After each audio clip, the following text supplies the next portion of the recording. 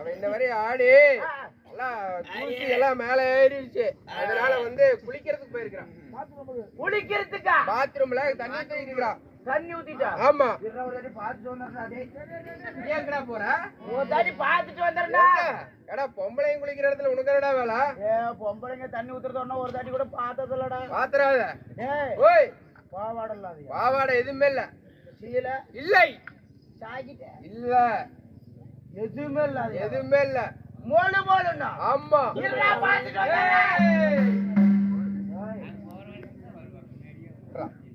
ஓய் ஒரு தாடி பாத்துட்டு வா. சரி ஓய் வந்தால பிள்ளை. ஆமா. அவளை என்னகிட்ட ஏத்தி விடுறியா? ஏத்தி விட்டா ஏத்தி விடுறேன். எப்படி சொருக்குறது? ஆமா மேல ஏத்தி விடுறேன்.